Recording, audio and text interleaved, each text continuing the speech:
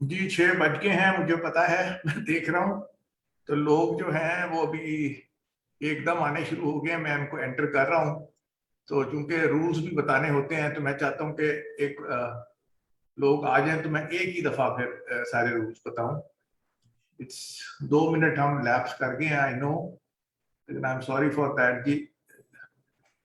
हाँ जी साथिया, फेसबुक आ गया, फेसबुक पे बस ये आप लोग पूरे हो जाएं तो मैं फिर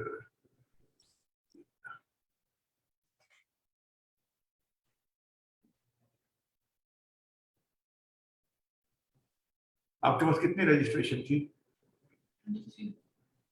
अच्छा, तो 18 तो लोग आ गए हैं, शुरू कर दें फिर, आते रहेंगे फिर। चलें 2 मिनट दे देते हैं।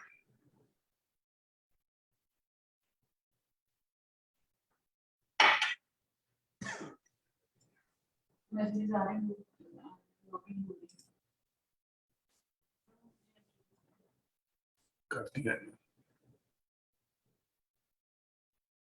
मेरे पास पेंडिंग कोई नहीं है।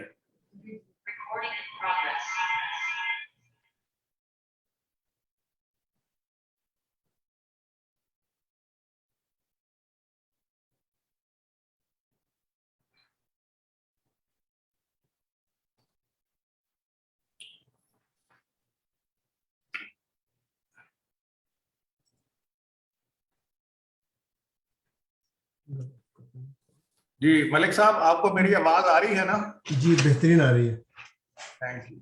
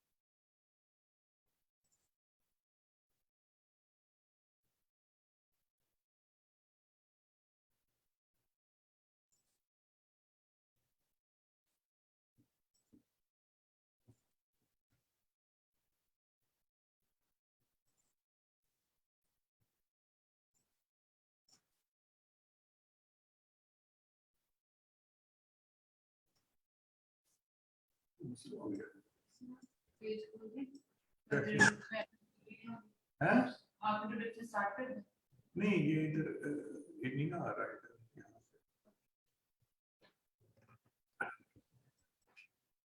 ठीक हो गया।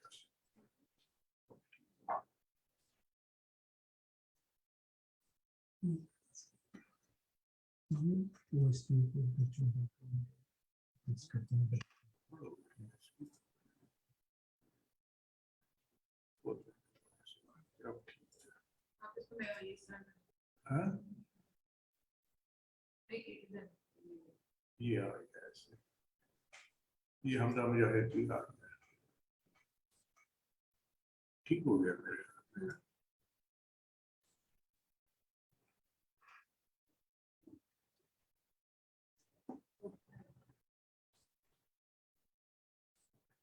अच्छा जी, sorry ji, I had a technical hitch. Now it's okay. Now inshallah it's 6:06. We are 6 minutes late. Inshallah we are going to start it now ji. Gentlemen, a very warm welcome to all of you this evening from Society of Pakistan, Pakistan Society of Civil Engineers in Lahore, Pakistan. Today is our technical lecture number 34. The topic is second order effect in structures. And our speakers are Javed Bashir Malik and Dr. Asif Wahidi. Both of our speakers are based in Houston, USA, from where they would be delivering this lecture. So in case there is any technical hit, I am in Lahore, The speakers are in USA, Houston.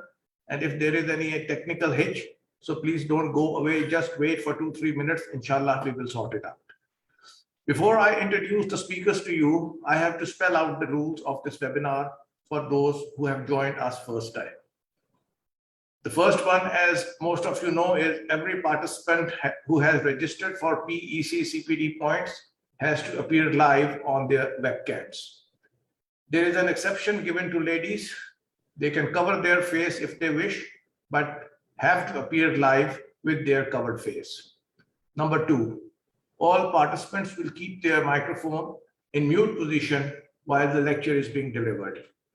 This is to avoid any background noise coming, which could disturb the flow of the speaker. At the end, there will be a question-answer session of 20 minutes. And during that session, you can ask your questions through text message or using the microphone. Now, these were the rules, and now a very brief introduction of the speakers. The first speaker is Javed Malik. He got his undergrad degree from UET Lahore in 1976 and did his master's in structural engineering from University of Texas at Austin in 1980.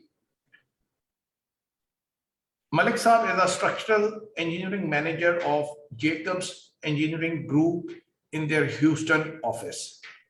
He is a licensed professional and structural engineer. He has worked on the design of several high-rise buildings, parking garages, industrial and petrochemical facilities, water and wastewater treatment plants, and other industrial structures. Some interesting projects that he is currently working on include the design of a gigafactory for an electric car manufacturer, a new semiconductor manufacturing facility, and a new passenger terminal for an airport. He is also lending the structural support to NASA on the Mars manned module and for the design of a mega high-rise building. One of his specialties is the design of structures for blast overpressures. He is a member of ACI Technical Committee 315 and has published several papers in international journals. Malik Saab is dedicating his spare time for the benefit of Islamic organization in Houston. And he is an elected director of one of the largest Islamic organizations in USA, where he dedicates most of his spare time. This was Javed Malik. And our co-speaker is Dr. Asif Wahidi. I have a very brief introduction of his. He was born and educated up to bachelor's degree in Pakistan, received his BE civil degree from NED Engineering College, University of Karachi, Pakistan, received MSc and PhD degrees from University of Texas at Austin, Texas in USA, have 40 years of experience in the design of steel and concrete structures, including buildings taller than 50 stories and sports stadiums with retractable roofs. He retired in August 2020, that is last year. Dr. Wahidi has recently retired as a principal and engineering manager from Walter P. Moore and Associates, a premier structural engineering company. Dr. Wahidi earned his PhD from University of Texas at Austin. His role at Walter P. Moore included the design review and mentoring young engineers. Dr. Wahidi has extensive experience in the design of different kinds of structures, including high-rise buildings and long-span structures, including retractable stadium roofs. He is very well versed in both steel and concrete design and has published several technical papers on the design of buildings. Likewise, Malik Saab, Dr. Wahidi also spends his spare time serving a large Islamic organization in the Houston area. So this was the introduction, Dr. Saab. Now the floor is yours. You can start with your lecture, Dr. Saab. Bismillahirrahmanirrahim. I will start first, inshallah ta'ala. Malik Saab, sorry. Malik Saab has to start the lecture. I'm sorry. Yes, sir. Please go ahead. Sure. Bismillahirrahmanirrahim.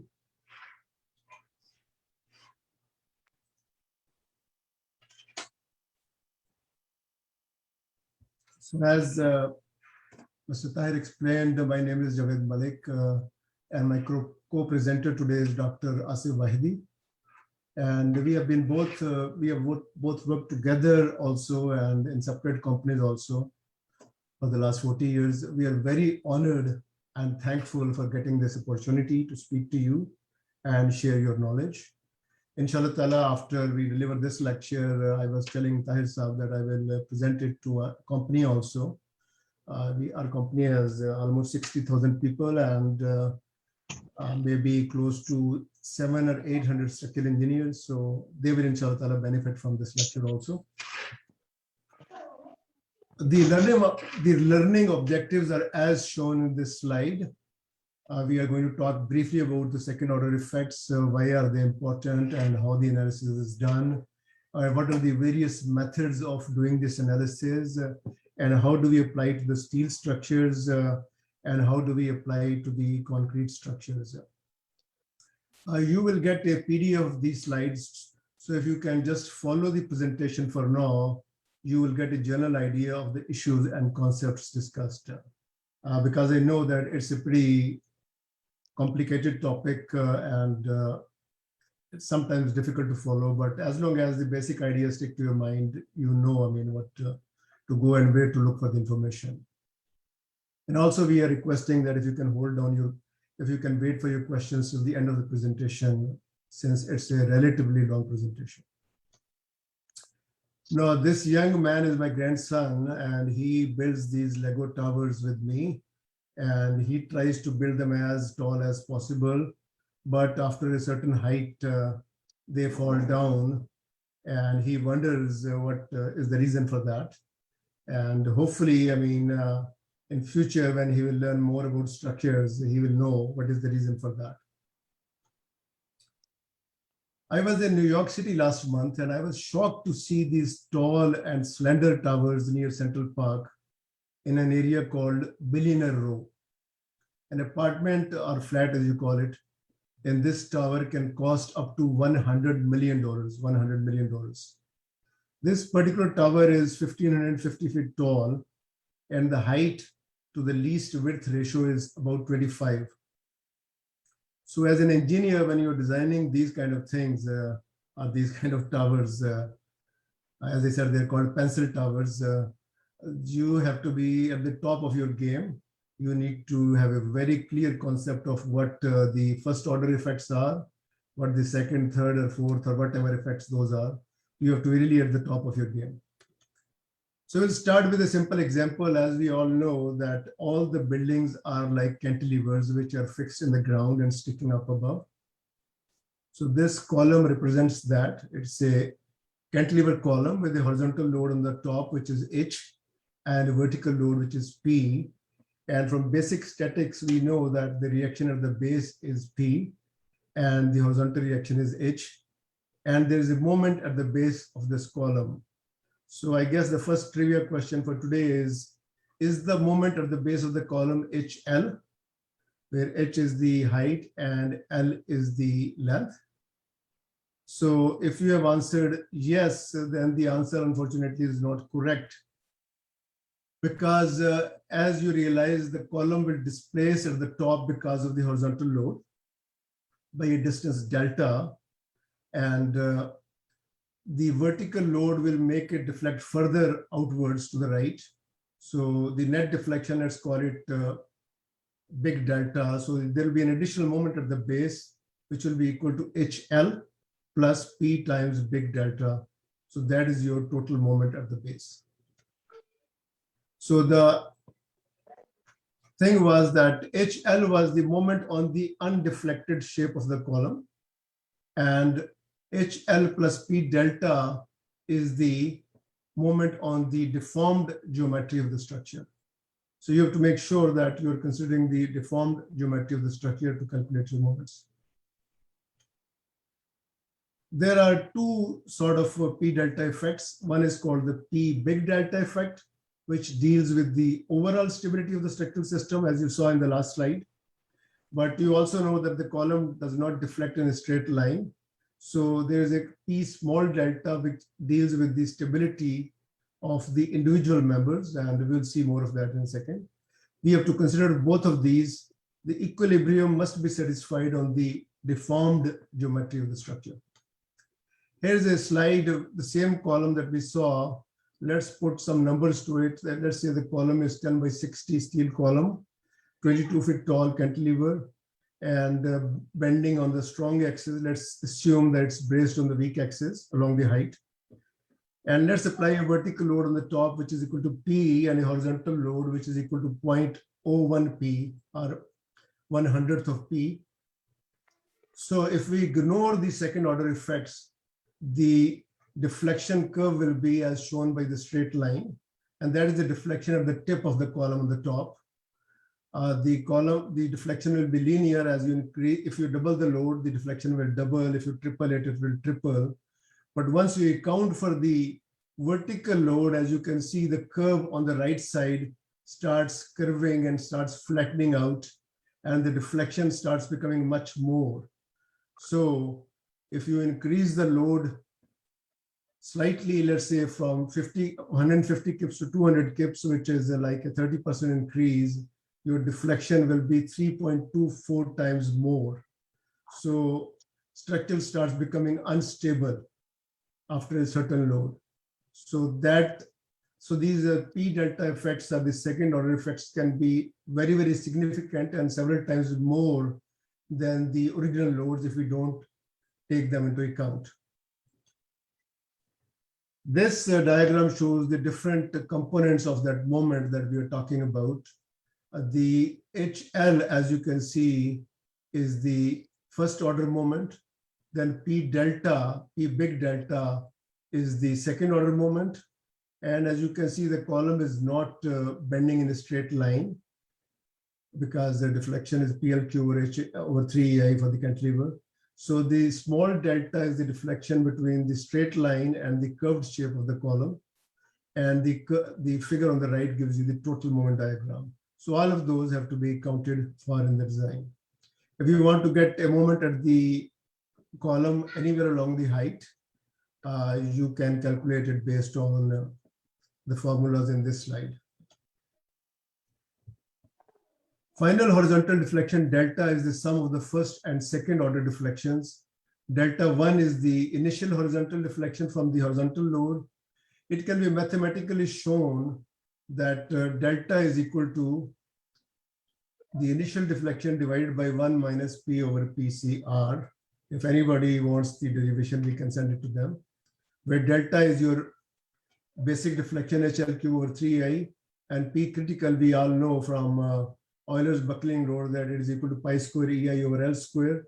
In this case, since it's a cantilever column, so for cantilever column, the effective length is 2L. So that's why you see 4L square at the base. Now we are introducing a new term which is called Q. It is also called the stability index in the literature and the codes. Q is typically defined as P, the vertical load of the column, divided by the P critical. P critical is the buckling capacity of the column for cantilever columns. So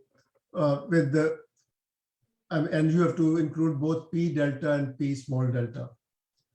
The term 1 over 1 minus P over P critical can also be called 1 over 1 minus Q, and that is called the deflection or moment amplification factor. So once you calculate that, you have to multiply your first order moments with this factor to get your final moments. And this is another expression that shows that the second order analysis can be performed using linear analysis also. Q can be calculated very easily as Q is equal to second order deflection after first iteration divided by first order deflection, or delta 2(1) over delta 1.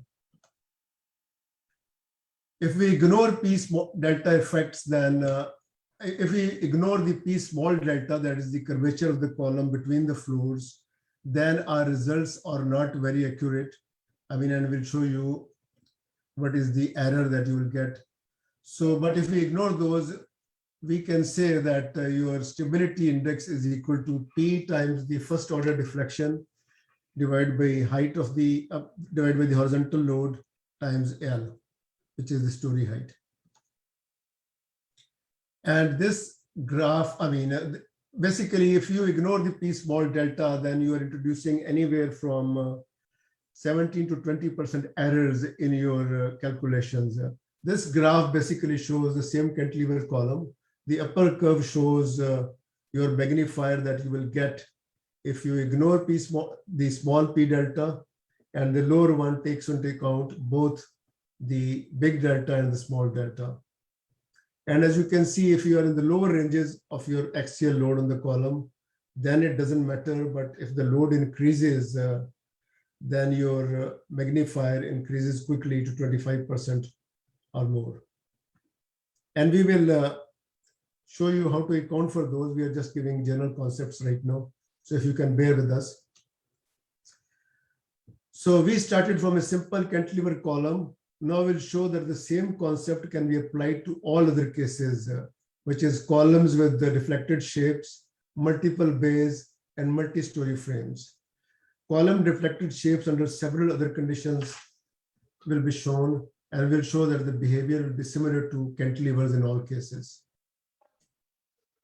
So in this example, for example, we have a shear wall, let's say on the left-hand side, which is supporting the whole floor.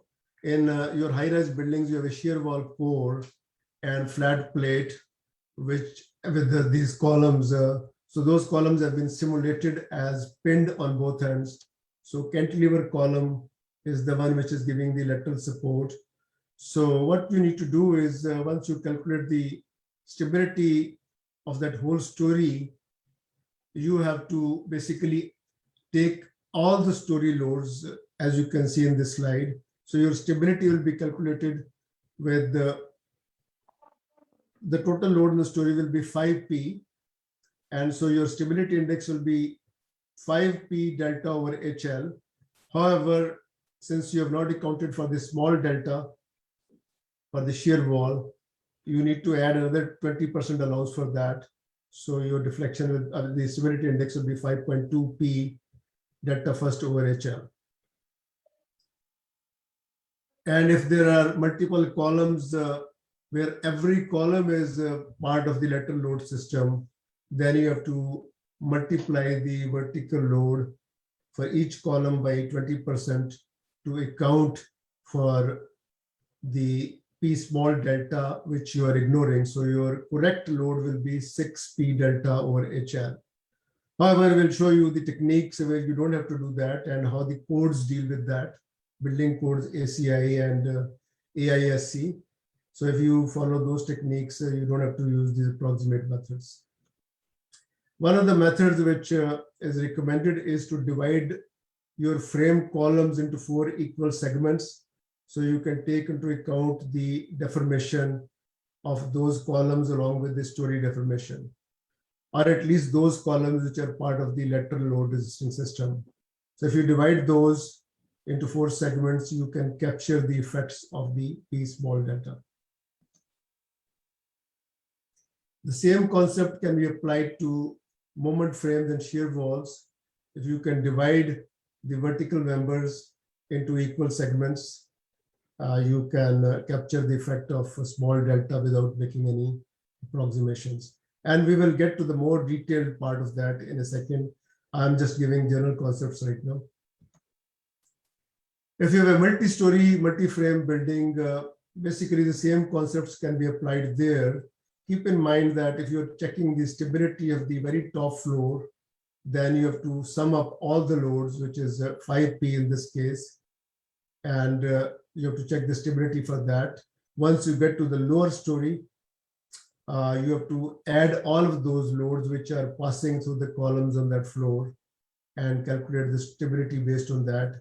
In this particular case, that load will be 15 times P. and the horizontal load will be 3 times H. The same concept can be applied to loads that are applied between the columns or on the beams. You can transfer those to the column, or you can account or sum those loads up and calculate the stability of your frames. So there are some additional considerations which you have to take into account for the speed delta analysis. And that is you need to account for shear, torsion, and axial deformations. And normally all the softwares that we have, STAD or ETABS, they can do those. You have to take the geometric imperfections or initial imperfections into account. You have to take the non-linear material behavior. You have to take the beam column joint distortion, deformation of connections, and other components. And we'll talk briefly about those. As we know, the buildings are never built straight. The building that we saw on the very first slide, that is 1,500 feet tall, the building codes allow that the building can be off by h over 500. So if it is a 1,500 foot tall building, it can be allowed to be off center by 3 feet or so.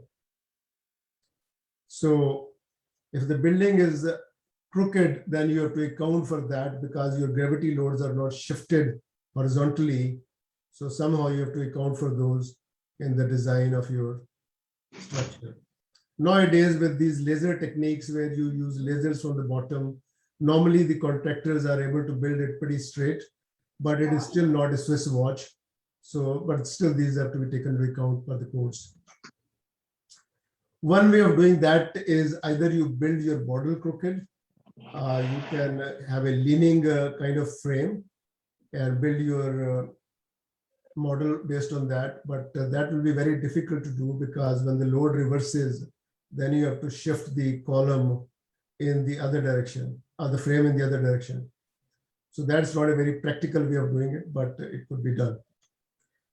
What codes ask you to do is you can build the model straight, but you can take the crookedness of the building into account by putting horizontal loads on each floor, and these are called the notional loads. These loads are typically 0.002 times the gravity loads. Not much, but these loads can account for the initial crookedness of the building. Also, we know that the stress strain behavior of the most material is not linear. We know that the steel has, these members have residual stresses in them. Concrete behavior is non-linear also. And in addition, the concrete cracks, so the tensile members, they do not get their full moment of inertia on the bending members because of the cracking of the concrete section. So we have to modify the behavior of these members based on the codes, and we will discuss how to do that. So then we know that the joints have some effect on the stability of the structure. If we build our model, which goes from the center line of the column to the center line of the column, then we are underestimating the stiffness of the structure.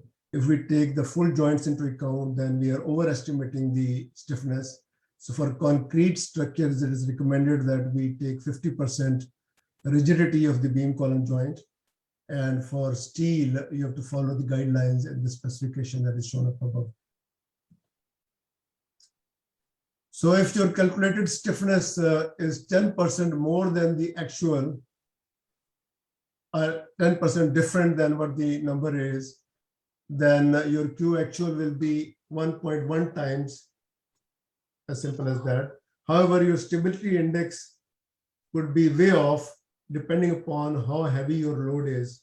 So if your stability index is, let's say, 0.286, then the magnifier will be 1.4. But if you make a 10% error in the stiffness, then your stability index will be 1.46. So only a 4% error. However, if the stability index is 0.6, then your error can be 18% or more. So this graph shows you the sensitivity of the results based on the error in the member stiffness. So it is recommended that if your loads on the columns are high, then if your stiffness changes by 10% or more, you redo the analysis. So there are two options for doing that. First of all, you need to make sure that your loads on the columns are low, and you can ensure that by keeping your stability index between 1.4, 1.5, or 1.7 are as recommended by the code. And the option two is you take into account P big delta and P small delta and consider all the other factors. I know that when I and Asif were working on some of the high rises, these methods were not even there. The codes even did not address those. But our mentors were very smart. I mean, so we did these P delta analysis, but then we used our own limits. And I can tell you that those limits were smaller than these even because we just wanted to be on the safe side. A word of caution on the use of delta second. Asif, you want to explain the slide? Yes. So far, we have used the total deflection, which is sum of first and second order deflection. And to explain the concept of P delta, because that was convenient and easy to explain like that. However, the codes usually, especially AISC and ACI, we are going to talk about the steel and concrete, and they both use delta second as being the total deflection, which includes first order as well as second order. So just keep that in mind, and from now on, we are going to use delta second as the total deflection, which is magnifier times the first order deflection. Yeah. Okay, now we are going to talk about the application of the steel structures. Let me quickly go through the first slides, few slides, so that you don't have to speak that much. This is the steel manual that we are using so far, the 15th edition. So this is AISC 360-16. And this is a beautiful guide, which is the AISC Steel Design Guide 28, which deals with the stability design of steel buildings. I know in Pakistan, we do not design many steel buildings, but it will be good to know the concepts because someday, I mean, probably we'll be designing steel buildings also, high rises or whatever. And basically, these guidelines are provided, I mean, to make sure that the stability for the structure is provided as a whole, and then the stability of the individual members is also taken care of. Sometimes we have atriums in the building where some columns are unbraced for 4 or 5 floors. So we have to make sure that the stability of those columns is satisfied, as well as the stability of the whole structure. Asif, you want to take it over from here?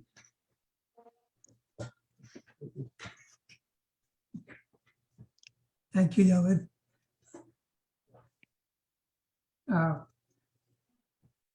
Now, whatever we wanted to say about the second order effects, magnification, and everything is pretty much all the concept has been already delivered by Javed. Now it's just the basic concepts are done. So you're not going to learn anything more from here. What I'm doing is just talking about the application of these concepts to different materials. And we are just choosing steel and concrete, but all materials, a similar concept has to be followed. Remember, Javed already pointed out, since the sensitivity of the magnifier increases the load and all that, we have to be, first of all, consider all sources of deformations, like here, fracture, shear, axial load, torsion. Second order effects, P big delta and small delta, geometric imperfections, stiffness reduction due to nonlinearity, and uncertainty in the system stiffness also. And if you remember the stability index Q, we have either that's equal to P delta over HL or P over P critical. In both cases, P is in the numerator, so the stability effect or stability index depends upon the gravity loads also. So it is very important to consider accurate gravity loads. And then because of the nonlinearity of the behavior, we have to do the analysis at the factored load level or ultimate load, if you want to call it. If you are doing allowable stress design in steel, the code still requires you to multiply all the loads by 1.6 because of the nonlinearity. There are 3 methods given in chapter C of AISC manual.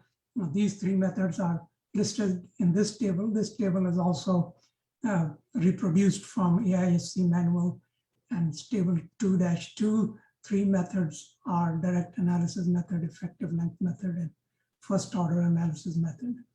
I'm just going to read the first line. The direct analysis method, we are just going to start and jump on it from the next slide. That includes everything, all the effects we have talked about. So there is no limit on that. But the effective length method is a simpler method.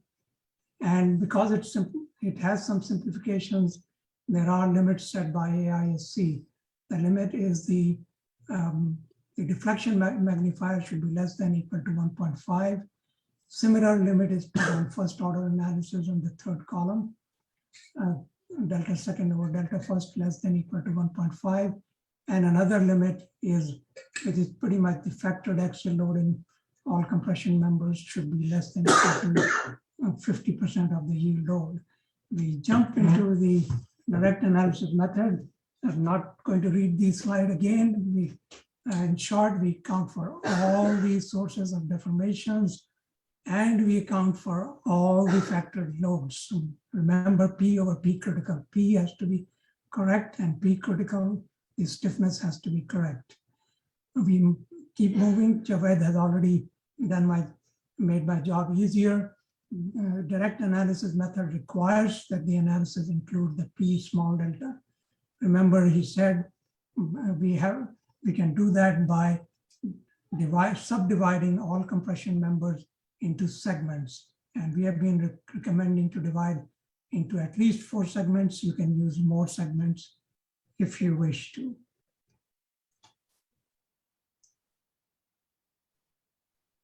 Next thing is the geometric imperfections.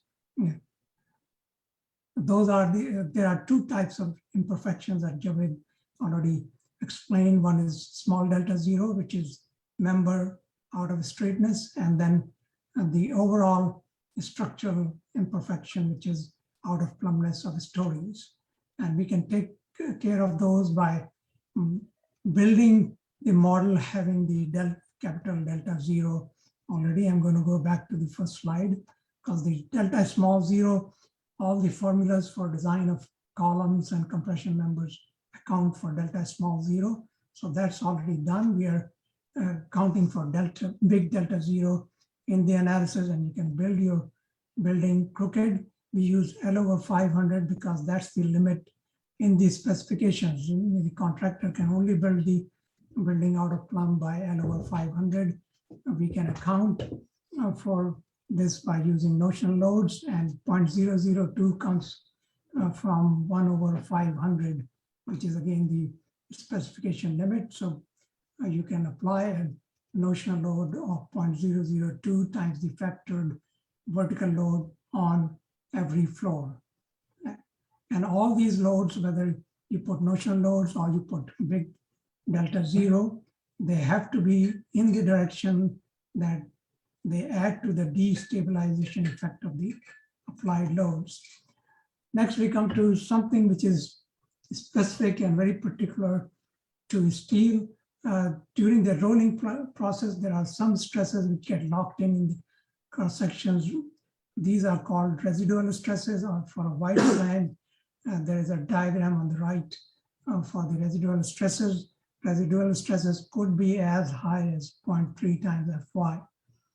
This means when the section is subjected to stresses caused by the applied loads, once you get to 0.7 Fy, yielding will start in the 4 corners of the section. And that means loss of stiffness, partial loss of stiffness, and loss of stiffness increases the P delta effects, and it reduces the buckling loads. So flexural strength and compressive strengths and the structure's strength, everything is affected.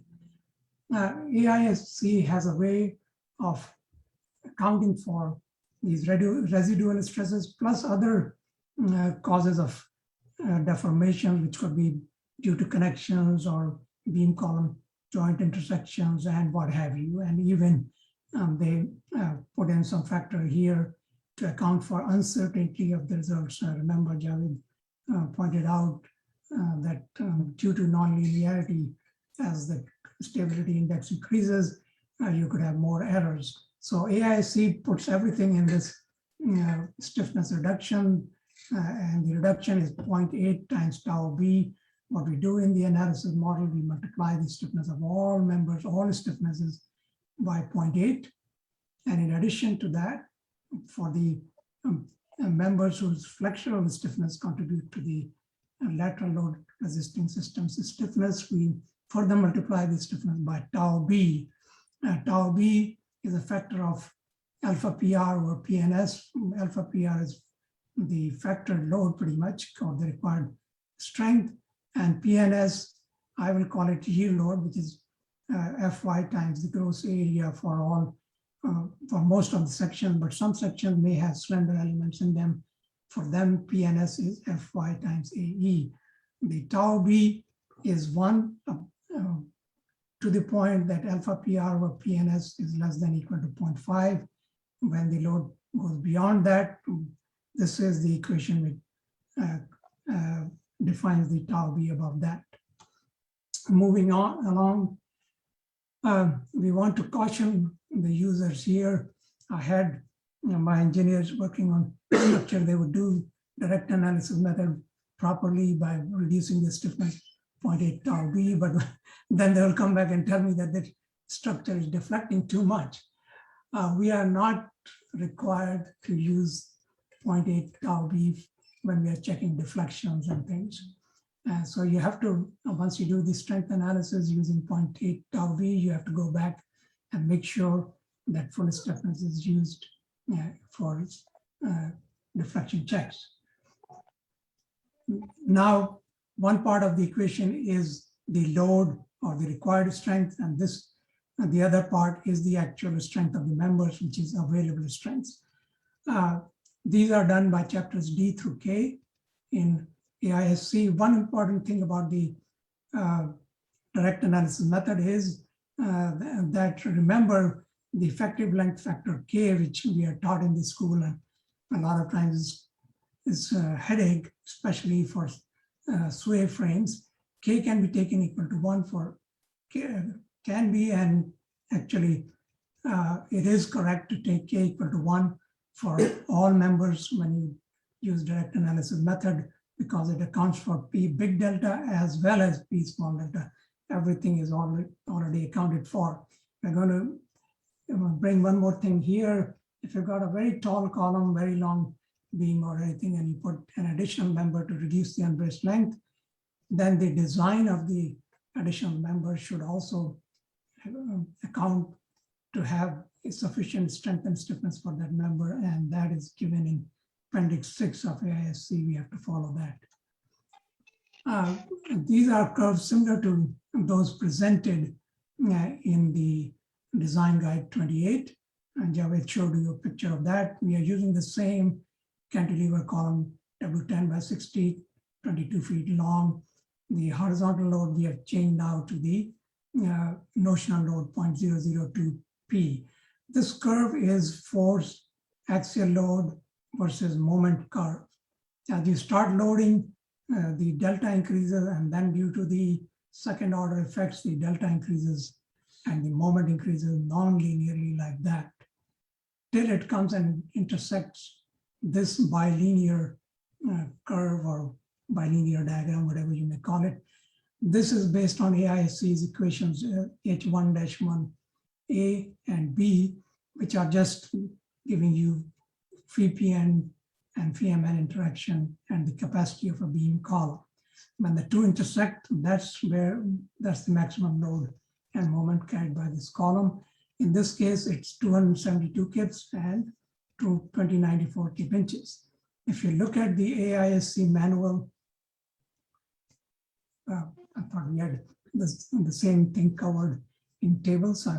If you look at the AISC manual, the capacity of the cantilever column for 22 feet height is 276 skips. So it gives you very, very close results. I do want to emphasize that the moment is applied on the strong axis and weak axis of the column is effectively braced. Direct analysis method has a lot of, takes care of all the deformations and everything. So it's a little bit cumbersome to apply. So AISC gives us a few simplifications that we can use. Number one is that if you don't subdivide your compression members into 4 segments or more, in other words, you don't include the P small delta, then it will simplify your analysis. But it's always important to know that P small delta has to be accounted for. If you don't account for it in the analysis, you still have to account for it during the design. And AISC tells you to use magnifier B1 from Appendix 8 for the application of this method. Since this is simplification and approximate, there are these 3 limits. Number one, you will see this over and over again. All these simplifications and simplified methods are applicable to structures like building frames, vertical, pretty much vertical columns, walls, and frames. And the magnified moment to first order, or the deflection magnifier, in this case, at all stories should be less than equal to 1.7. A third limit is because we are not accounting for P small delta in the analysis. The load which is carried by the lateral load resistance system, the total load at each story should be less than equal to 1/3. The second simplification allowed by AISC is that you can, instead of including initial system imperfections in all load cases, they allow you to include initial imperfections in gravity only load cases. In other words, you don't apply your notional loads or do delta 0 when you're considering lateral loads and load cases considering the lateral loads. The limit for using this simplification is again this A and B, which are given in the previous method as well. The third simplification, tau V, is also quite cumbersome to take care of because it depends upon the ratio of the load to the yield load of the member. So you have to kind of do iterative analysis. You find out the load first, and then you do this ratio and multiply. Every member could have different stiffness. It's pretty tedious. We are allowed to use tau B equal to 1 for all cases, even when alpha PR over PNS is greater than 0.5. That's a big relief. But the penalty you have to pay for that is now you have to use notional load of 0.003 times the vertical load instead of 0.002. And the notional load has to be added to all load combinations. The limitations for using this simplification are, again, those same 2 which we are going over and over again. Next, we move on to some simplified methods. Again, I've already stressed that direct analysis method is good, takes care of everything, but it takes more work to apply. So if, again, your frame is like a building frame, vertical columns, walls, and everything, and in this case, you figure out your deflection magnifier at LRFT with unreduced stiffnesses, it should be less than or equal to 1.5, and you can use what is called an equivalent length method. No big deal here.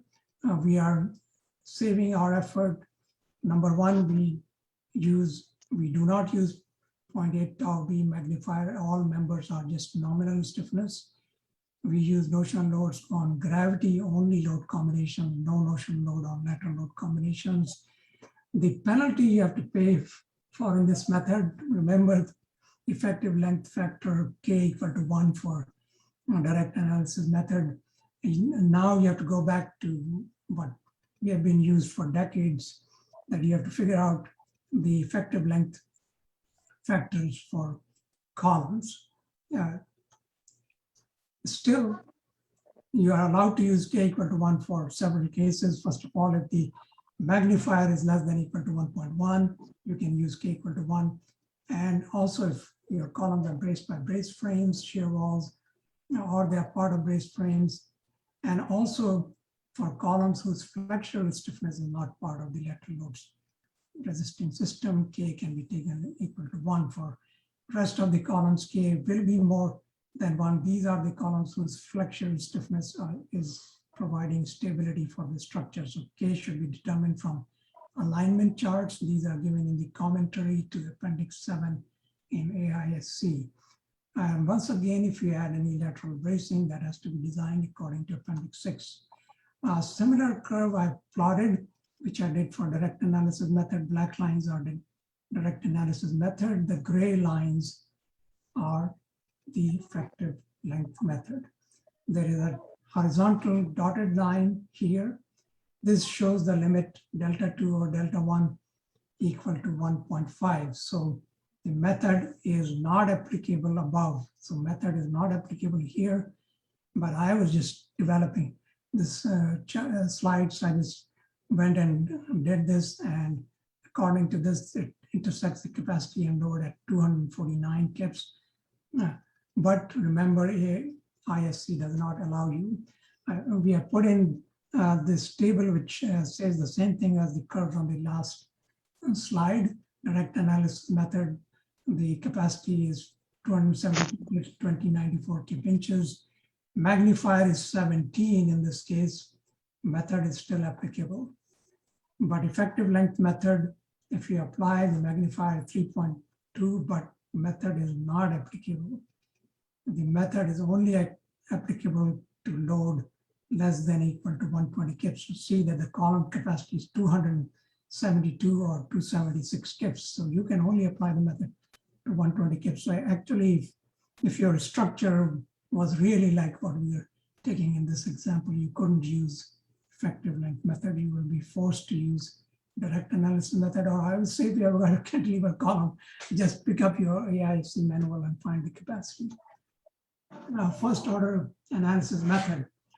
This again, a simplified method. The first two limitations are same as the effective length method.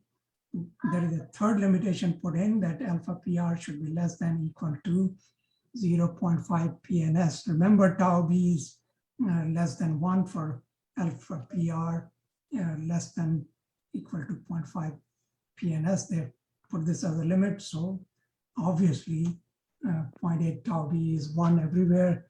You use nominal stiffness, no 0.8 tau B. Consider, however, you do have to consider flexural shear and axial deformations.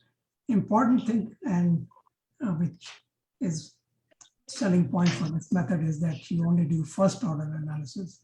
No second order analysis is needed. P small delta, P large delta, nothing like that. But you pay a penalty that you have to use a notional load of 0.0042 times the vertical load instead of 0.002. Okay, and include the non-sway magnification by using the non-sway magnifier of P1, which we get from Appendix 8. And next slide, for the capacity, again, we can use chapters D through K. Effective length factor, because this method has got so much restriction, you could still use K equal to 1.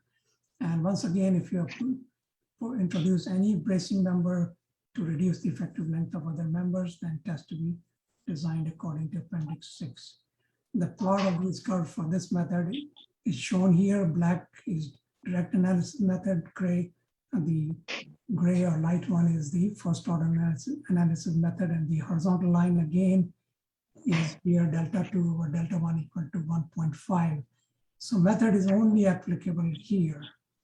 And looking at the table, As if you can point the pointer to this screen, you can see that screen. oh, Okay, move the pointer here. Yeah, so now we can see the screen. okay. I'm sorry, Rajav is told me the pointer is visible on this screen. I've been pointer disappeared. Go ahead. Okay, I'm just going to keep on talking. This time is important. Once again, we see that the method is not applicable in the range of load that we are applying, because the magnifier is 6.4, method is not applicable. It's only applicable up to 120 pips of load. Now there is another method. This is not given as an alternate method in chapter C of AISC specifications, which is the main chapter which deals with stability. This is given in Appendix 8. This is an approximate method, and we do use magnifiers B1, which is for P small delta, and magnifier B2, which is for P big delta from this appendix, but AISC does not refer to this except as an approximate method. And so if you are using it, then you should use with caution. The limitations is again for building like frames. I'm going to move to concrete quickly because time is of essence. I'm just going to step through the slides, and we are going to give you the PDFs to read.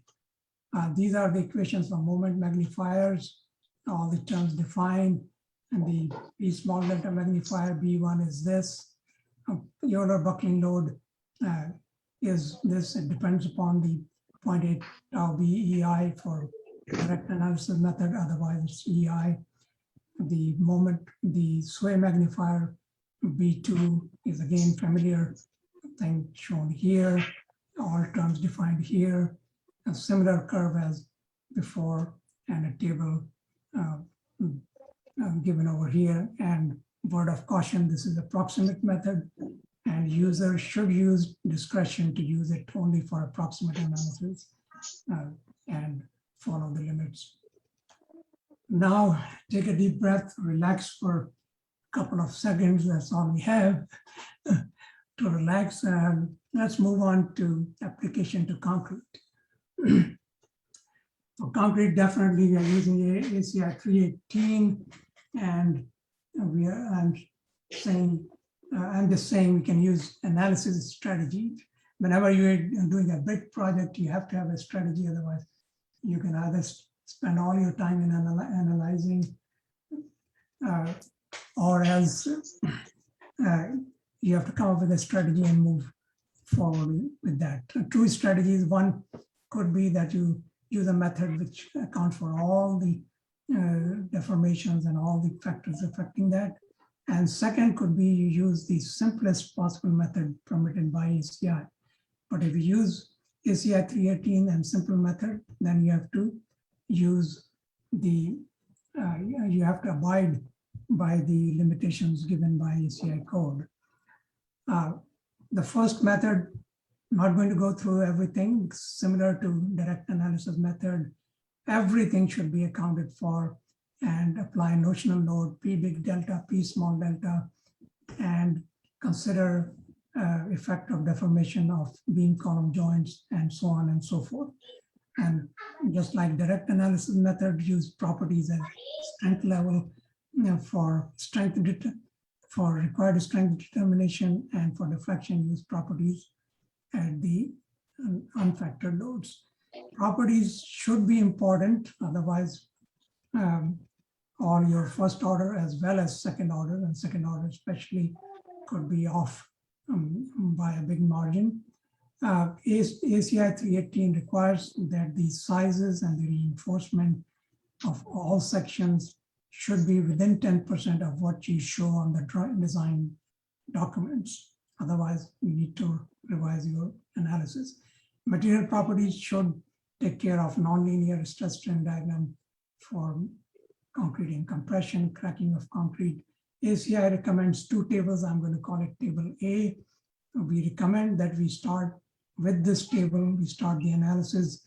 It's pretty much telling you to use 0.7 IG for members which are most likely uncracked, and you find whether the wall is uncracked or not. For cracked walls and for beams, you use 0.35 IG, and for flat slab, 0.25 IC. There is a second table, I'll call it table B, given in ACI 318. This gives you properties which are very accurate, but when you go into accuracy, you have to do more work. This depends upon the reinforcement ratio, the moment, axial load and everything on each member. So the properties could change from member to member.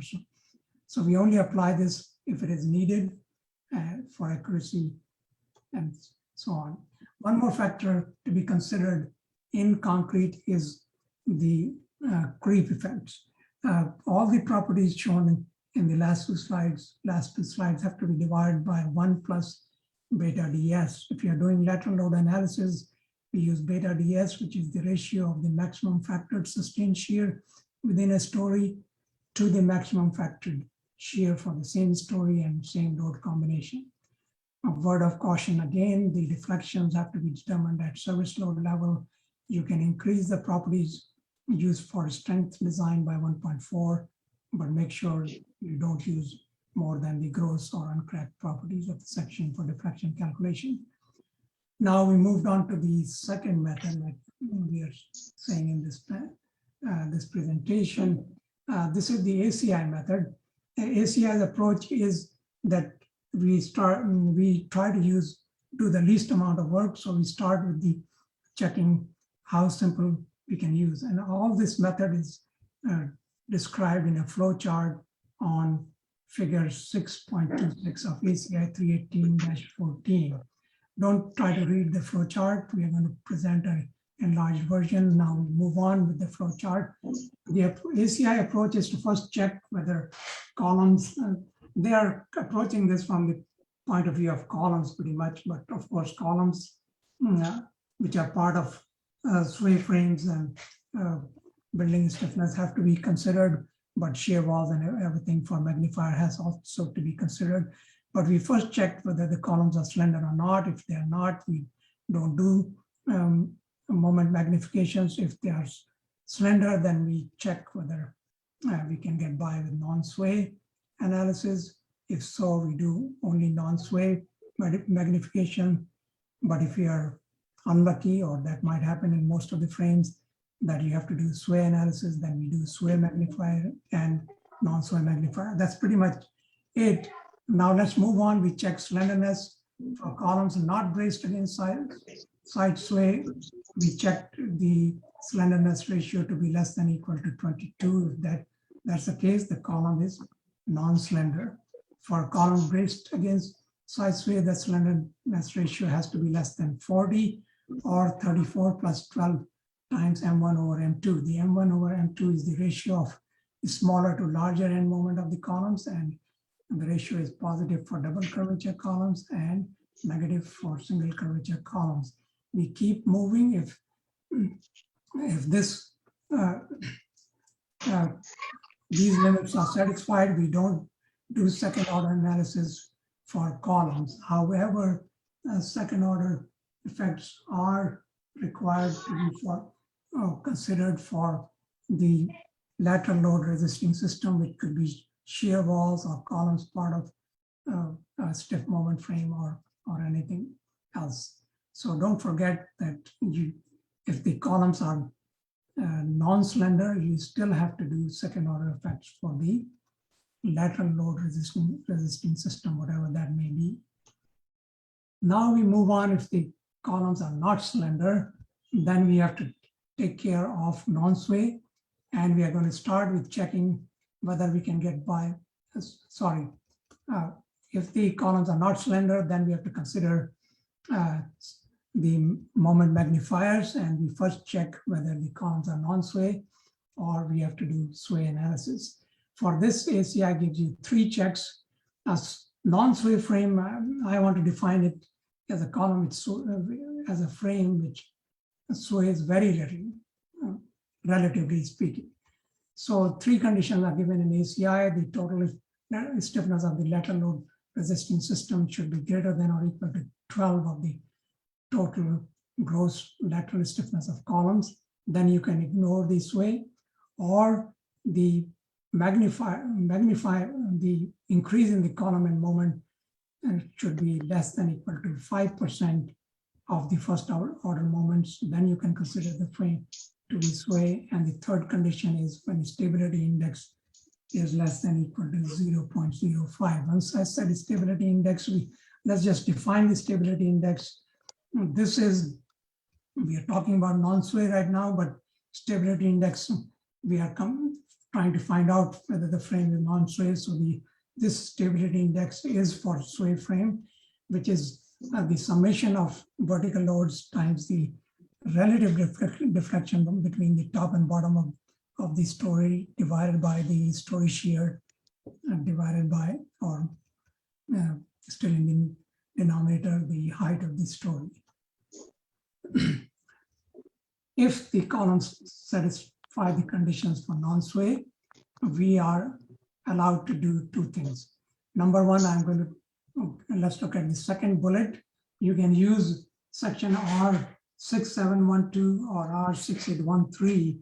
Both these sections are basically telling you that you can divide your compression members, or you have to subdivide all your compression members into segments in order to evaluate P small delta. This is the same thing which we went over, Javed went over that we are recommending divide compression members into minimum of 4 segments. If you don't do that, then we go with the ACI method, section 6641 to 6645. And the note below reminds you that the lateral load resisting system still has to be considered for moment magnification. Now we're getting into moment magnifier, so we'll define the P critical. For concrete, P critical is similar to what it is for steel, but we use effective EI and the effective length for that. 3 equations are given, and all 3 equations there is a denominator. Madam. Walaikum salam. Ji. Hello, I'm going to continue. Please mute yourself if you are not muted. We are continuing with the presentation. The denominators in all these 3 equations is 1 plus beta D and S. And beta D and S, because we are doing non-sway, it's a non-sway evaluation of creep effects, which is the ratio of, we are going to look at the definition in the next slide. The first 2 equations multiply the concrete stiffness by a factor to account for the nonlinearity of the compression stress strain diagram. The third one tells you to use table B. Now, in this slide, the equation at the top is the stiffness for composite columns, and it includes the properties of composite columns as well. The factor for including the creep effects is beta DNS, which is the ratio of the maximum sustained factored axial load to the maximum factored axial load associated with the same load combination. The magnifier for P small delta is Cm over Pu, Cm over 1 minus Pu over 0.7 Pc, as Cm is defined at 0.6 minus 0.4 of M1 over M2. M1 over M2 is again the ratio of the smaller to the larger end moments, and it's positive for double curvature, negative for single curvature. Cm is equal to 1 if there is any transverse load along the length of the column. Now the magnifier shown above is very familiar. I'm not going to go through that. And ACI indirectly accounts for some imperfections by using a minimum eccentricity, which is defined as minimum eccentricity moment, minimum moment, which is Pu times 0.6 plus 0.03 h, where h is the dimension in plane of the applied moment. Remember, Cm still has to be evaluated based on the calculated moments, not the minimum eccentricity moments. Now we are getting to the end of the non-sway method thing. Now we are done with the non-sway method. We do a check whether we are within ACI limits. If the magnified moment to the first order moment is less than or equal to 1.4, we are okay. Otherwise, we are required to revise the structure. We are going to talk about this 1.4 limit later on. First, we move to the design of sway frames. Now, the sway frame amplification method is that you do sway analysis and you find sway magnifier and also non-sway magnifier. On this slide, this is same as the previous slide. what we are doing is we have put some part of it in green. Those parts are same for non-sway. So you can relax. Most of the method is same as for non-sway. Only the one rectangle is added here. So we are going to concentrate on that rectangle. So now we are doing non-sway analysis, and all those terms, Q, PC, and everything is still going to apply. Q is the same since we talked about the Q as non-sway frame. PC and EI are slightly different. We are going to get into that later on. Equations we have to follow here for the magnified moment is we use the sum of the non-sway moment to the magnified sway moments. Both M1 and M2 have to be magnified. The magnifiers, 3 equations are given in ACI, A, B, and C. A and B are very familiar. A C equation is saying that you do an elastic analysis. That's pretty much an analysis which we have been saying right from the beginning till now, and we are going to talk about this later, that you do your own analysis. There is a limit given here, delta small s to be less than 1.5. If it is not, then you cannot use formula A, but this is a redundant limit since the other limit 1.4 overrides. All these terms are defined here for sway analysis. We have to use sigma PU, summation of vertical loads and summation of the critical buckling loads instead of PU or PC of individual members. And then EI, effective, depends upon the effective length of the members. Effective length factor K has to be determined from an alignment charts for sway frames. So that's also different. And the sustained load factor is beta ds, which is the maximum factor sustained shear. Now we are comparing the sustained shear to the maximum factor shear in each story for the same load combination. One more reminder, we always forget to increase the moments of the beams. For equilibrium, the column end moments always have to be equal to the beam end moments. So when we are magnifying the column end moments, whether for sway frame or non-sway, every time you do have to be consistent and use magnified moments for the beam designs as well.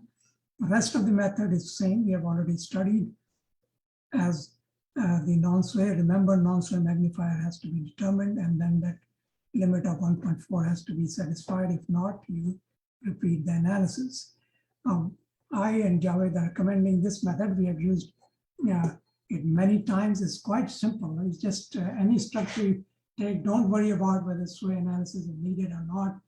Just do the sway analysis for P big delta. Do not include P small delta by dividing your member into some segments, and then include your shear wall deformations, everything, joint deformations, and all that. And then magnify your moment with P small delta during the design process and use properties recommended by ACI. This slide, Javed already presented. The sensitivity of the results is such that the magnifier increases non-linearly as the stability index Q increases. ACI recognizes that. That's why they have set a limit that the magnified moment has to be less than equal to 1.4 of the first order moment.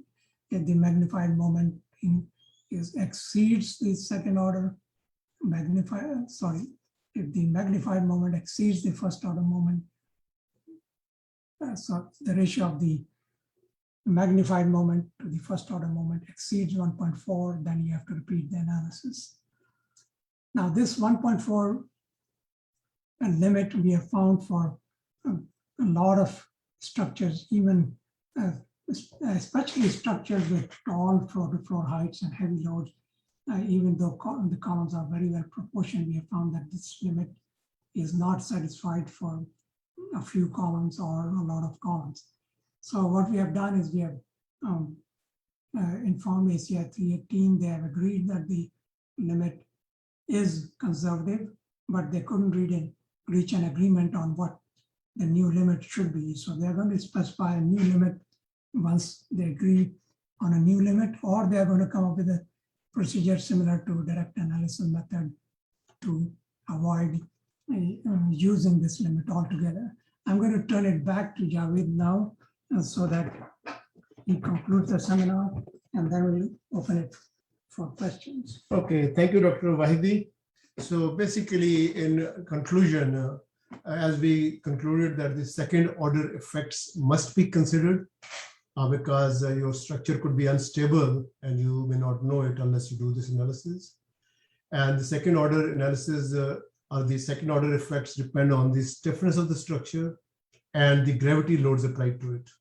So when you do the second order analysis, always use the ultimate loads. Always use the ultimate loads. When we started this procedure, we learned by trial and error because there were no codes, there was not much guidance, but we learned very quickly that the ultimate loads have to be used because you want to be in the upper ranges of that curve where it starts curving towards instability. Also, the inelastic behavior of the members must be considered by reducing the moment of inertia I. And for concrete members, as we said, for walls, it is 0.7, for beams, it's 0.35, for the flat plates, it's 0.2. So that needs to be taken into account. We can use the direct analysis method. It's a preferable method for determining the second order effects. It's unfortunately not there in the ACI code, but ACI code is always behind the steel code. So since they have put it in the steel code for the last 10 years, I'm sure that it will be adopted by ACI also. And the approximate longhand methods can be used. The stability index method is one method which you just remember the formula, the total vertical load on a story multiplied by the relative reflection of that story with respect to the lower story, divided by the total shear in the story and divided by the height of the story. That gives you the stability index. Q, if you can keep it to 0.25, 0.3 maybe, then your magnification will be like 1.4, 1.45 maximum. So if you can keep it in that range, you can quickly determine whether your structure is good or not. So this is a very, very quick method. I just normally, I mean, for small structures, don't go into this massive analysis because the computers do it, I mean, but you need to check approximately whether the structure is good or not. So these are the approximate methods you can use to determine whether your structure is stable or not. For small structures, it may not matter 1 or 2 story, but the land prices are very, very high everywhere in the world. Footprints are becoming smaller. Everybody is trying to push the building height. So it's very, very important that we know all these effects that we have to take into account once we go for the very high buildings, as you saw in one of the first slides.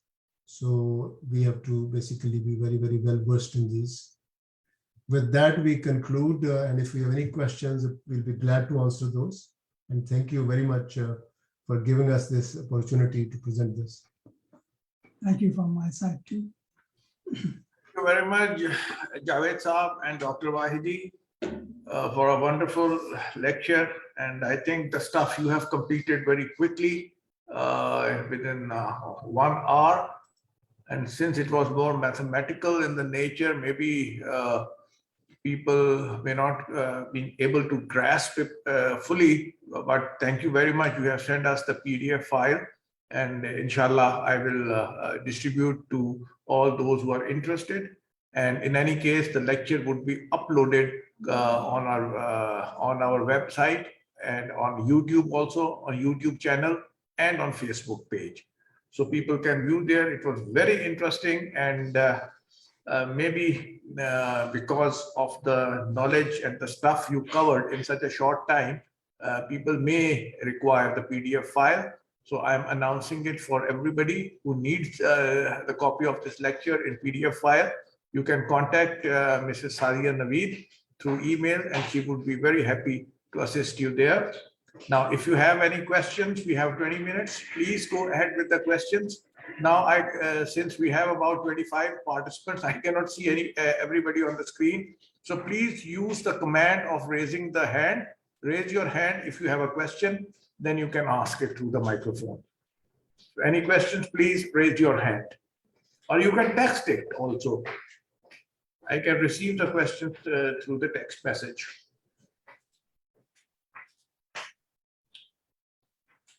Sadia, please help me so that we don't miss any.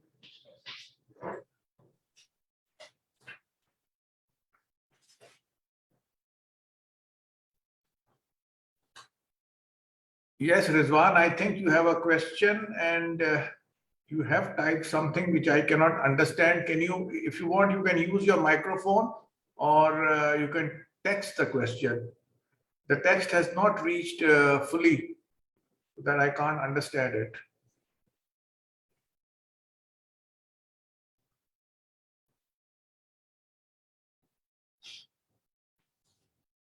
Please unmute if you are muted.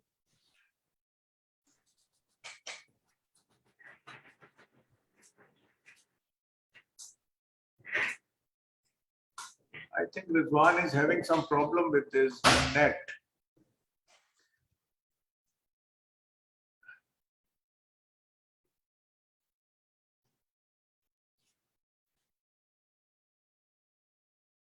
Sadia, please help me see if anybody has raised the hand. I can't see anybody raising the hand. Yeah, Ajif. Dr. Wahidi and Javed Saab, Rizwan Mirza has asked a question, which is the best equation for modeling the stress strain curve for concrete?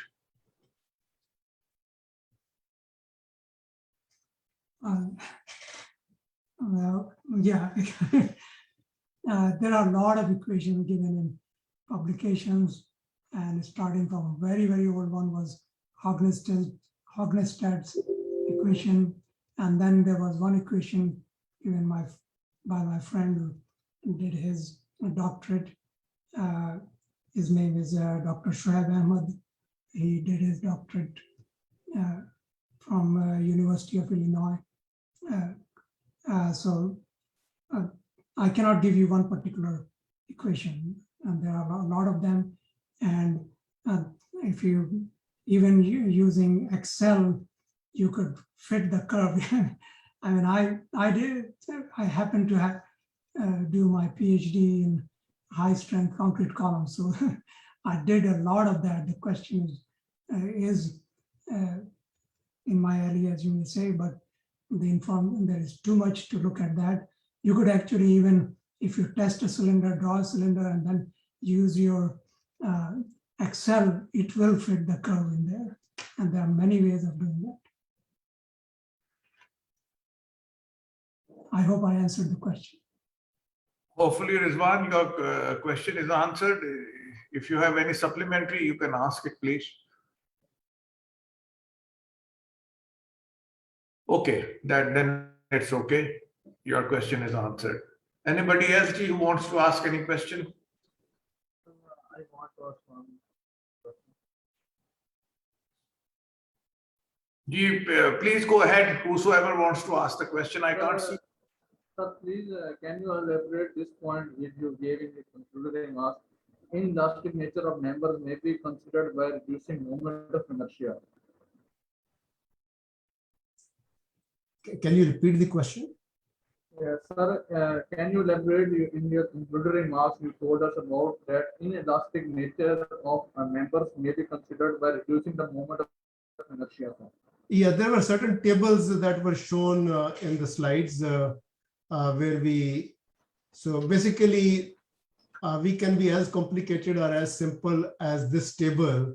So since this table basically, if we calculate the modulus of elasticity of concrete based on the code equation, which is that 57,000 square root of FC prime or something like that.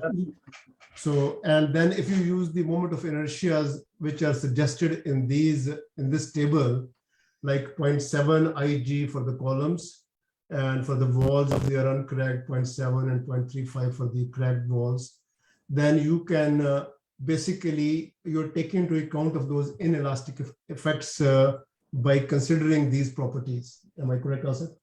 Yes. So this is what we suggest to start with, because this is simple. And if you are not getting, if your P delta effects are too large or something, then you can use this equation. There are also very conservative equations and given later on in the code, which are using the 0.4 equations on this slide number 93. They multiply the concrete EI by 0.4, or when you're considering the rebar also, reinforcement also, you use 0.2 times EI plus EI of the steel. So you can use these equations, or the third one is that table B, which I showed you, and all of them have to be divided by 1 plus beta D and S, or 1 plus beta D in beta ds to account for the creep effects. I hope we have answered the question, but using these equations shown, A and B are very conservative. If you're getting, if your members are not working, then I suggest you use table B. But start with table A, which Javed showed you. Do your analysis starting from that one. Yeah, so this is the table. Yeah, this is the most, say 90% of the time I'm using this one, or 95% of the time. And that's what I do also. Just start with that and then move on from there. And remember, these tables are meant for the ultimate loads. And if you're using service loads, then you can increase the properties by 1.4. Remember that ultimate loads, hopefully your structure will never see in its life. This is a means of making sure that you have enough strength in the structure to take care of those loads. But your structure will see the service load, and that's where you want to see the deflection, normal deflection behavior of the structure. So you can increase these properties by 1.42, or just take the actual service load into account if you want to calculate the service load deflections. Excuse me, for the shear walls, ACI also describes that for the shear walls, you have to run an analysis with uncracked properties first and the factor loads, and then and for doing the factor load analysis, you can find after the first one the stories where the wall is cracked and the stories where the wall is uncracked, and that's how you decide where to use 0.35 IG or 0.7 IG. And I can tell you from experience that I'm involved in checking a very, very, very tall high-rise building. And the walls were still uncracked in the building at the lower level. So I was just shocked.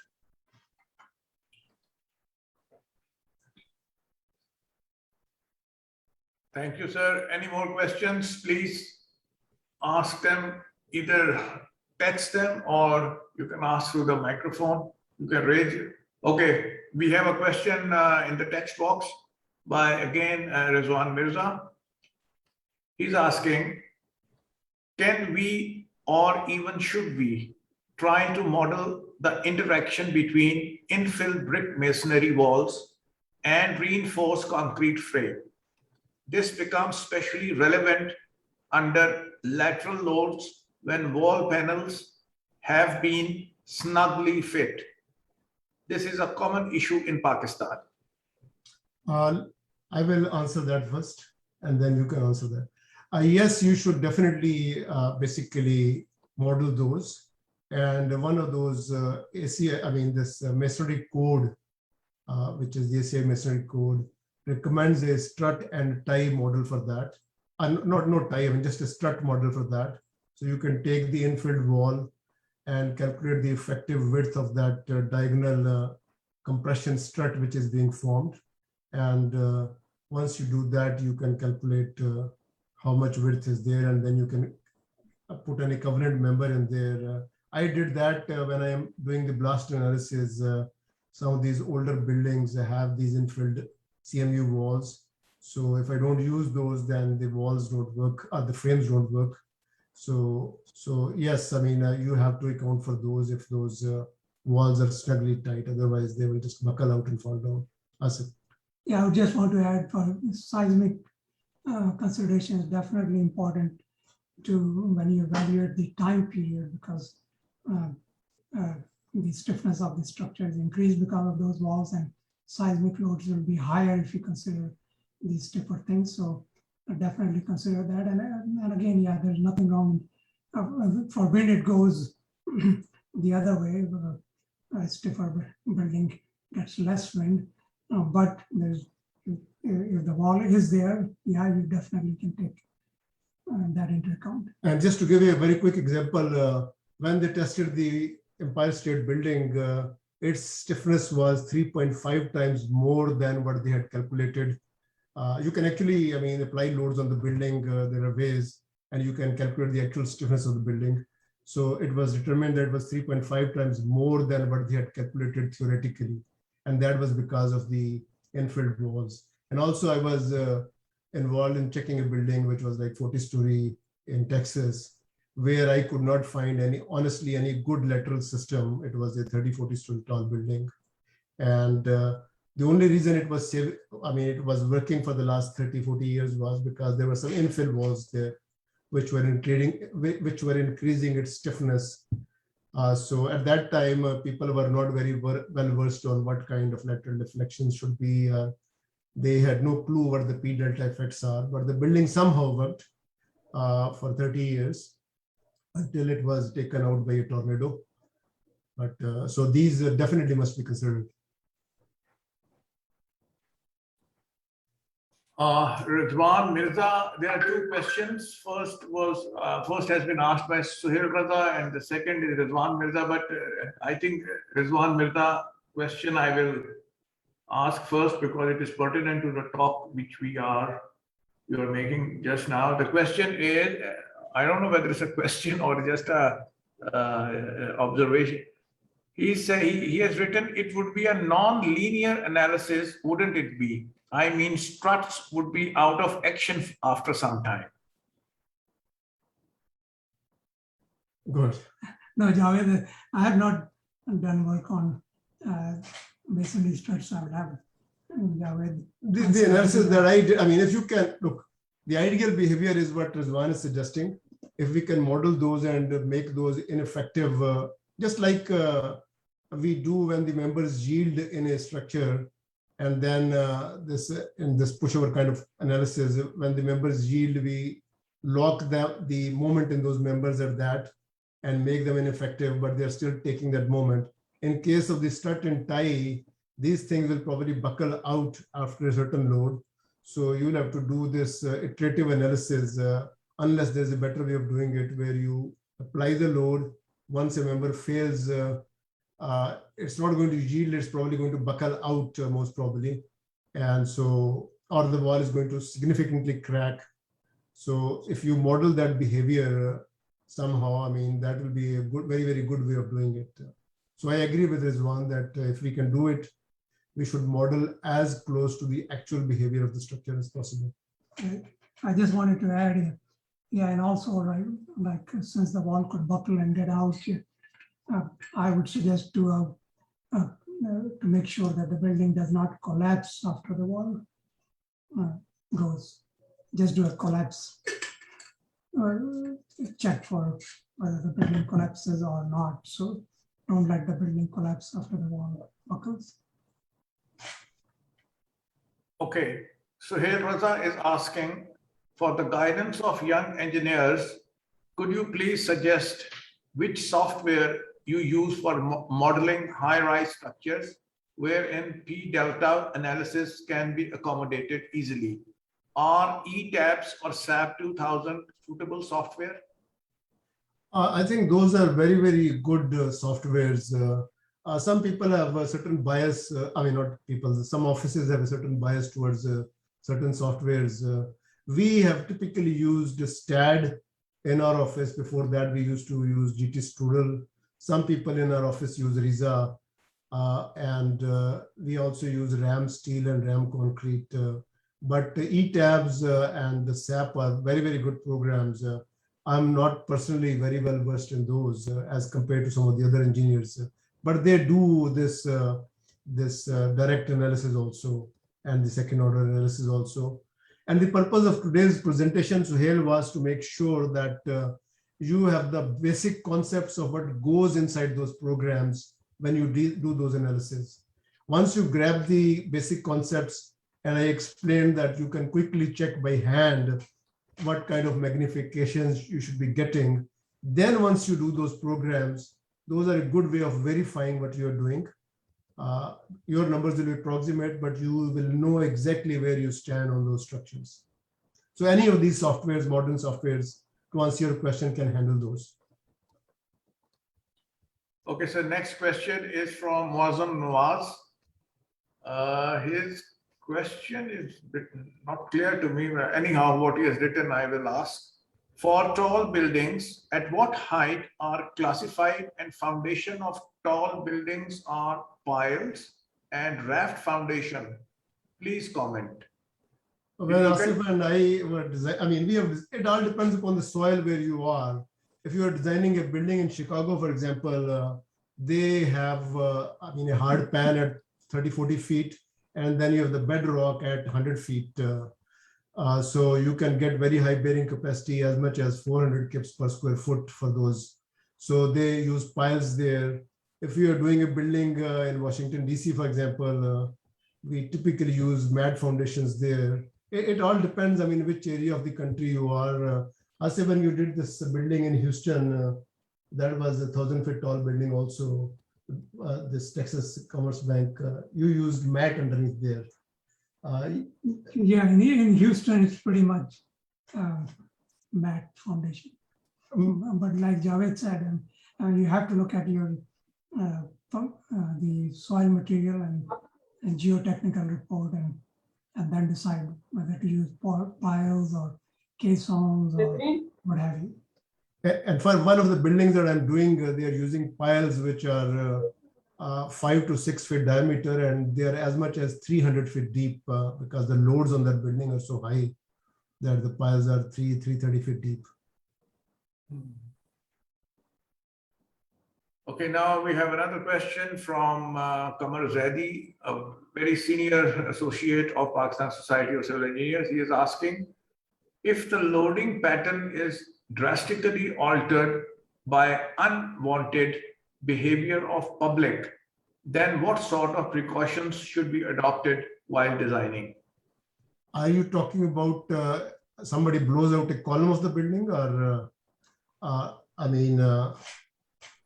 because the public can just blow a bomb in front of a column and the column will go out.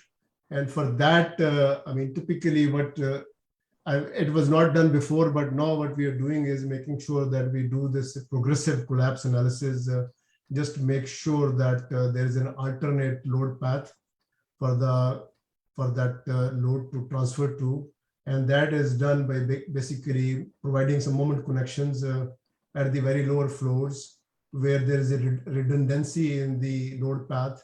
So if one vertical member fails, you transfer somehow the load, or at least the dead load of the structure, to the and part of the live load, without any lateral loads to the foundation by alternate means. And once people are out, then you can quickly fix that or whatever. So that's one way of doing it. The other part I did not understand what else public can do to change the behavior of the load. Maybe he can explain what he meant.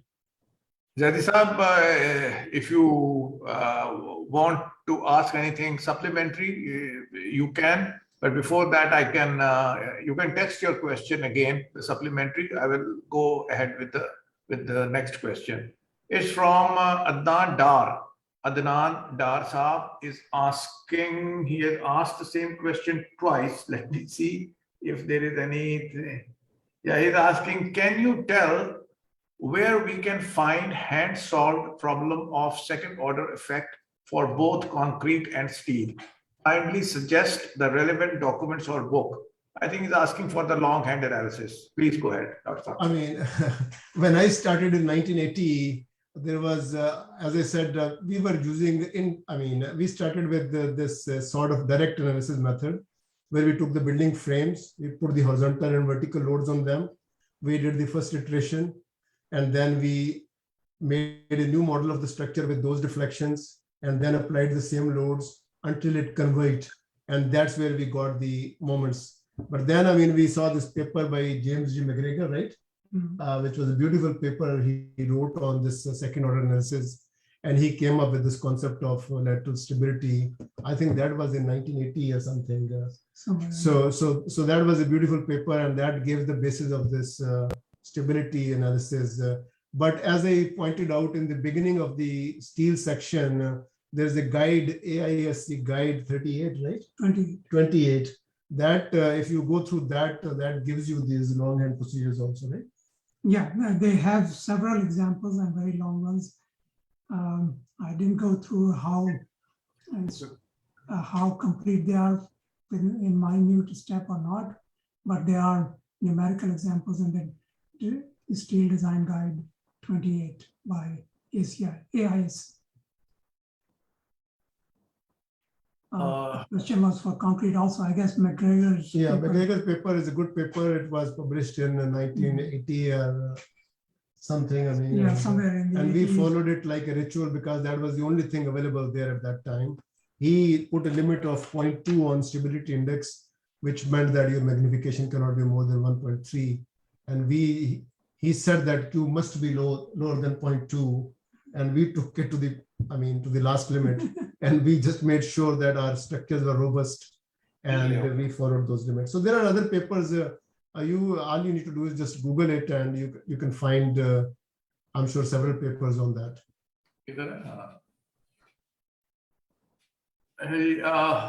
Kamar Zedi, who asked a question regarding that drastically altered by unwanted behavior of public, he has just clarified, sir, my question is answered.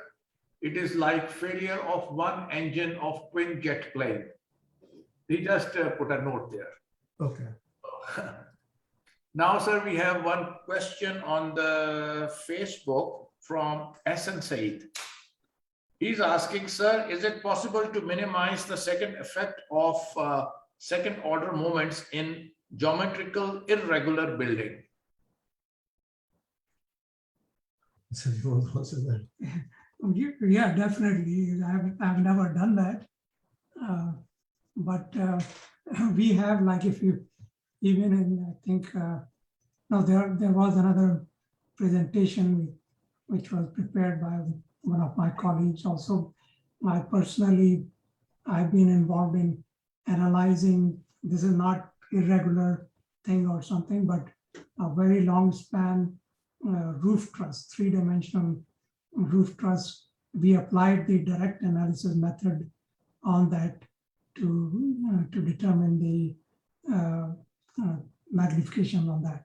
So definitely you can come up with methods to apply to any structure, and for a very crooked one or non-straight or bent or something, yeah, you will have to sit and think about and then come up with notional loads and just follow the direct analysis method, and you can do it. Yeah, the answer is yes, you can do it.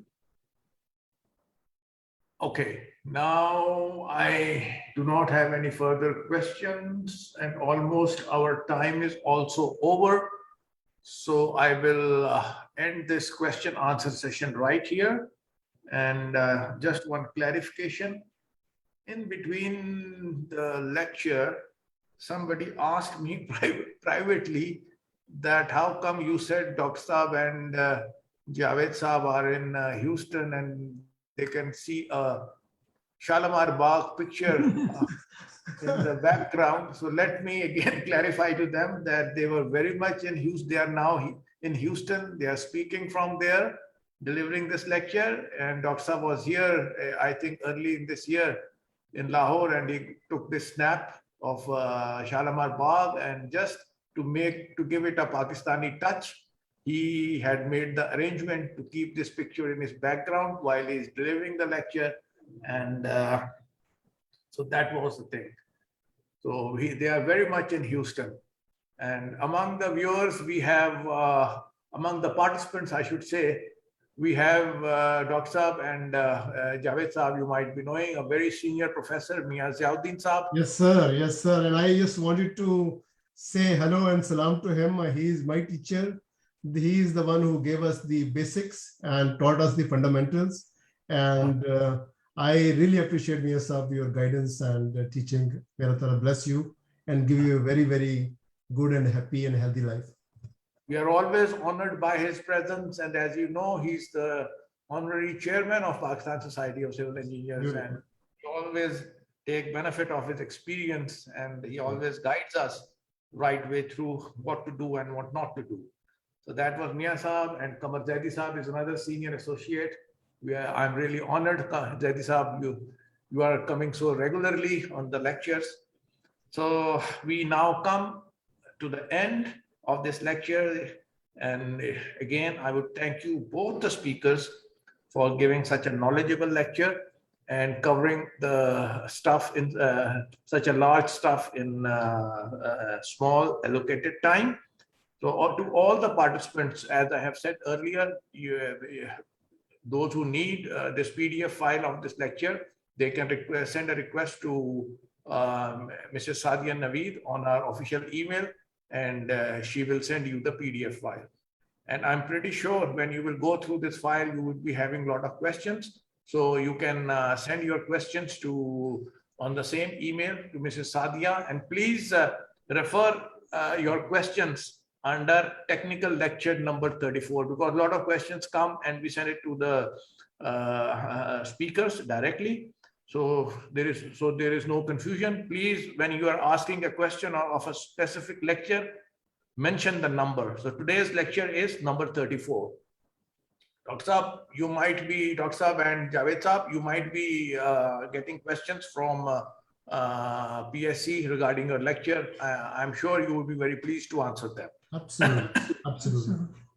Okay, so officially now we end this lecture, today's lecture, and then I'll just make the announcements. Dr. Wahidi and Javed Saab, inshallah, your certificate for this lecture and your shield would be dispatched by courier to you on your addresses by Sadia Naveed, inshallah, in few days, and you will receive the shield and the certificate from the society. And the participants, your CPD certificates would be ready to be collected from 15th September onwards from our office located at 32B2 Gulberg Main, Lahore. And the time, as you know, timings are 10 to 4 from Monday to Friday. You can collect it from there. Next lecture would be on 9th October 2021.